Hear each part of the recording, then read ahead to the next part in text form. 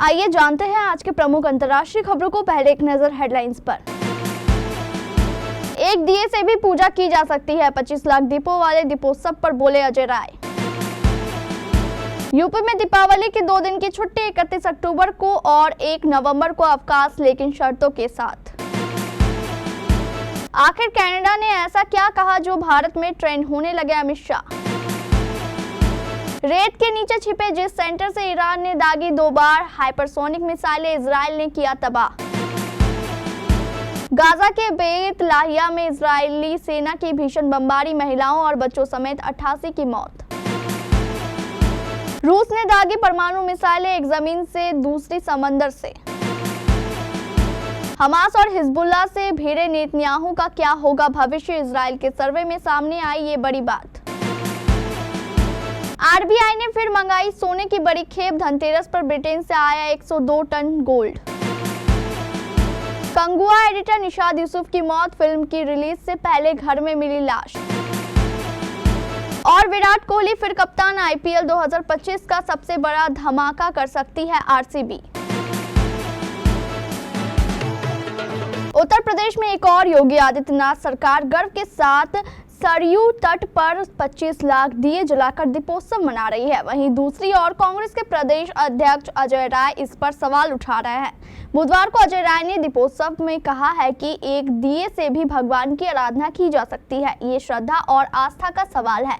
उन्होंने कहा है कि दीपोत्सव के बाद गरीब लोग तेल इकट्ठी करके घर ले जाते हैं और दिया हटाने के नाम पर उसे रसियू नदी के अंदर डाल दिया जाता है। अयोध्या में भव्य दीपोत्सव को लेकर किए गए सवाल के जवाब में अजय राय ने कहा, मैं इतना ही कहना चाहता हूं कि दीपोत्सव जरूर होना चाहिए और अच्छा होना चाहिए, भव्यता के साथ होना चाहिए। हम लोगों के भगवान मर्यादा पुरुषोत्तम राम है। उन्होंने आगे कहा कि एक दिए से भी भगवान की पूजा होती है। हम घर में भगवान की पूजा करते हैं, एक दीपक जलाकर भगवान की आराधना करते हैं। मैं ये कह रहा हूँ कि 25 लाख दिए आप जलाएंगे, एक दिए से भी पूजा हो सकती है।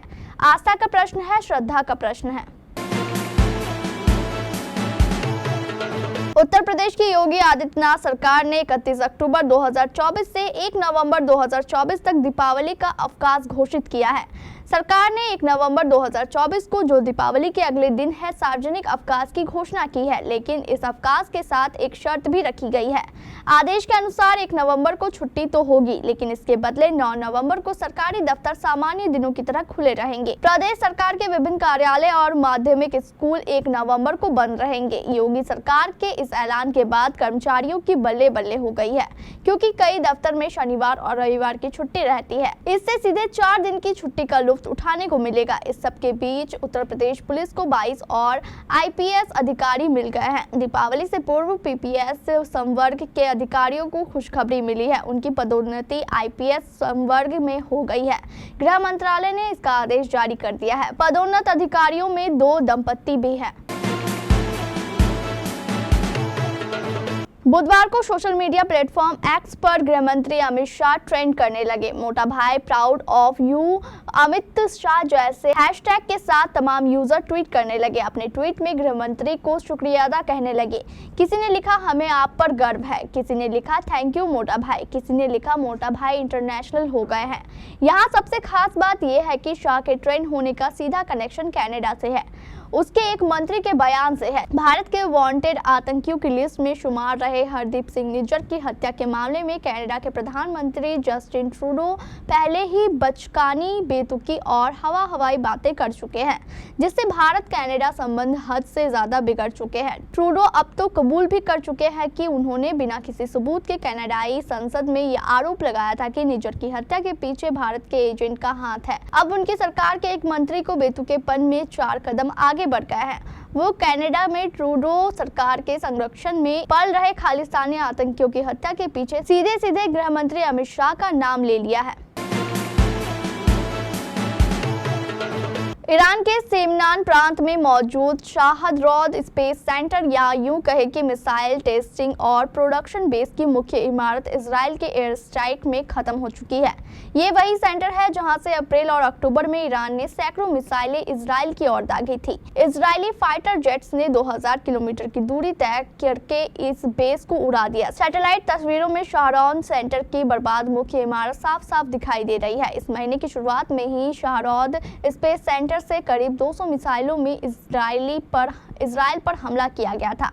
ज्यादातर मिसाइलें यहीं से दागी गई थी, लेकिन अब इस सेंटर को जो नुकसान हुआ है उससे लेकर ईरान की सरकार या IRGC कुछ नहीं बोल रही है। इजराइल के हमले से पहले ईरान को सिर्फ इतना ही पता चल पाया था कि इजरायली हमला इलम, खुजेस्तान और तेहरान प्रांत में होगा, लेकिन आइडिया नहीं था कि इजराइल ग्रामीण सेमनान इलाके में जाकर उनके मिसाइल बेस और स्पेस सेंटर को टारगेट करेगा। इस हमले में ईरान की बैलिस्टिक मिसाइलों का 80% सॉलिड फ्यूल खत्म हो चुका है, यानी अब वो इतनी ताकत से हमला नहीं कर सकता है जैसे पहले किया करता था।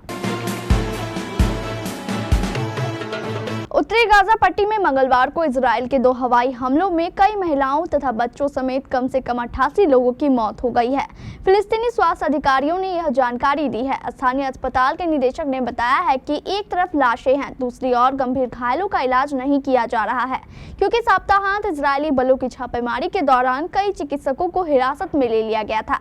ऐसे में अस्पतालों में डॉक्टर भी नहीं है। इजराइल ने हाल के हफ्तों में उत्तरी गाजा में हवाई हमले तेज कर दिए और एक बड़ा जमीनी अभियान शुरू किया। उसने कहा कि यह हमास के उन आतंकवादियों का खात्मा करने के लिए है जो युद्ध के 1 साल से अधिक समय बाद फिर से संगठित हो गए हैं। इस भीषण लड़ाई ने उत्तरी गाजा में हजारों फिलिस्तीनियों की बिगड़ती मानवीय स्थिति को लेकर चिंता पैदा कर दी है। रूस के राष्ट्रपति व्लादिमीर पुतिन के आदेश पर रूसी सेना ने अपने न्यूक्लियर हथियारों का प्रदर्शन शुरू कर दिया है। बड़े पैमाने पर न्यूक्लियर ड्रिल किए जा रहे हैं। 11,000 किलोमीटर रेंज वाले inter coordination ballistic missile Yars और पनडुब्बी से लॉन्च होने वाली बुलावा बैलिस्टिक मिसाइल का सफल परीक्षण किया गया। दोनों ही मिसाइलें परमाणु हथियार ले जाने में सक्षम है। दोनों ही मिसाइलों को जमीन में मौजूद साइलो या सबमरीन से लॉन्च किया जा सकता है। यार्स को तो लॉन्चर इरेक्टर से भी दागा जा सकता है। 2011 से रूस के सेना तैनात है। 49,600 किलोग्राम वजनी इस मिसाइल की लंबाई 73.81 फीट है, व्यास 6.56 फीट है। इस मिसाइल में 200 किलोटन क्षमता वाले 3 परमाणु या पारंपरिक हथियार लोड किए जा सकते हैं। ये सॉलिड इंजन पर चलने वाली अंतर महाद्वीपीय बैलिस्टिक मिसाइल है। इसकी रेंज 11 से 12,000 किलोमीटर है। इजराइल इस समय कई मोर्चों पर जंग लड़ रहा है। एक तरफ वह हमास का खात्मा करने में जुटा है, तो वहीं दूसरी तरफ हिजबुल्लाह की कमर तोड़ रहा है। इसी बीच इजराइल में हाल ही में हुए सर्वे के नतीजों से पता चला है कि अगर देश में मौजूदा समय में चुनाव कराए जाए तो प्रधानमंत्री बेंजामिन नेतन्याहू की लिकुड पार्टी सबसे बड़ी पार्टी बनी रहेगी। N12 सर्वे में नेतन्याहू की लिकुड पार्टी पहले नंबर पर, बेनी गेट्स की अगुवाई वाली नेशनल यूनिटी 22 सीटों के साथ दूसरी सबसे बड़ी पार्टी बनकर उभरी।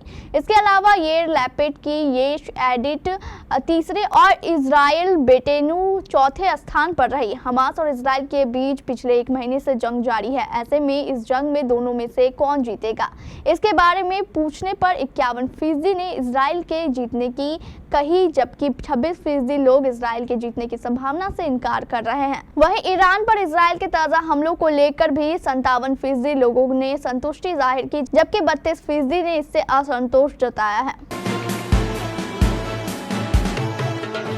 धनतेरस पर भारतीय रिजर्व बैंक यानी RBI ने भी खरीदारी की है। ब्रिटेन से भारत में 102 टन सोने की नई खेप मंगाई गई है।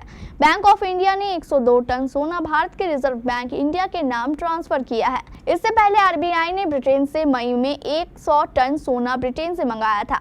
सितंबर के अंत तक RBI के पास कुल 855 टन सोना था, जिसमें से 510.5 टन अब भारत में रखा गया है। भारतीय रिजर्व बैंक की ओर से सोना मंगाने का ये कदम राजनीति में बड़ा बदलाव को दर्शाता है। बढ़ते भू राजनीतिक टेंशन के कारण भारत के केंद्रीय बैंक अपने विदेश में रखे सोने को भारत लेकर आ रहा है ताकि गोल्ड सुरक्षित रहे। भारत ने सितंबर 2022 से अब तक 214 टन सोना वापस लाया है, जो आरबीआई और सरकार की संपत्ति को घर के करीब लाने की प्राथमिकता को दर्शाता है। सरकारी अधिकारियों के अनुसार इन भंडारों को घरेलू स्तर पर रखने से ग्लोबल टेंशन के बीच महंगाई और अर्थव्यवस्था को लेकर सुरक्षा बढ़ जाती है। ब्रिटेन से ये सोना गोपनीय तरीके से विमानों और अन्य माध्यमों से मंगाया गया है। मलयालम फिल्म इंडस्ट्री में शोक की लहर दौड़ गई है। जाने माने फिल्म एडिटर निशाद यूसुफ अपने घर में मृत पाए गए हैं। बुधवार को कोच्चि के अपार्टमेंट में यूसुफ की डेड बॉडी मिली है। फिलहाल उनकी मौत की वजह सामने नहीं आई है, लेकिन पुलिस को खुदकुशी का शक है। एक मीडिया रिपोर्ट के मुताबिक निशाद यूसुफ की डेड बॉडी को जनरल अस्पताल में भेज दिया गया है। The film employees federation of Kerala directors union ने निशाद यूसुफ के निधन की पुष्टि की है। यूनियन ने अपने फेसबुक पेज पर निशाद यूसुफ की एक तस्वीर शेयर करते हुए लिखा, बदलते मलयालम सिनेमा के कंटेम्प्रेरी फ्यूचर को तय करने में अहम भूमिका निभाने वाले फिल्म एडिटर निशाद यूसुफ का अचानक निधन कुछ ऐसा नहीं है जिसे फिल्म जगत जल्दी से स्वीकार कर पाएगा। FEFKA डायरेक्टर यूनियन की तरफ से संवेदनाएं। IPL 2025 और रॉयल चैलेंजर्स बेंगलुरु से जुड़ी बड़ी खबर आ रही है। अपने पहले खिताब का इंतजार कर रही आरसीबी एक बार फिर विराट कोहली को कप्तान बना सकती है। माना जा रहा है कि आरसीबी मैनेजमेंट विदेशी कप्तान की बजाय भारतीय खिलाड़ी को टीम की कमान सौंपना चाहता है। IPL 2024 में दक्षिण अफ्रीका के फाफ डू प्लेसी ने टीम की कप्तानी की थी। IPL 2025 के लिए रिटेंशन की डेडलाइन 31 अक्टूबर है। इस तारीख तक हर फ्रेंचाइजी को अपने रिटेन किए गए खिलाड़ियों की लिस्ट BCCI को सौंपनी है। रॉयल चैलेंजर्स बेंगलुरु की बात करें तो फाफ डू प्लेसी ने पिछले सीजन में टीम की कप्तानी की थी। उनकी उम्र 40 साल हो चुकी है। ऐसे में आरसीबी टीम के लिए नया कप्तान चुन सकता है। एक मीडिया रिपोर्ट के मुताबिक मौजूदा टीम में विराट कोहली ही इस रेस में सबसे आगे है। आरसीबी IPL 2025 के लिए विराट कोहली के अलावा Mohammed Siraj, Yash Dayal, Will Jacks, Glenn Maxwell को रिटेन कर सकते हैं।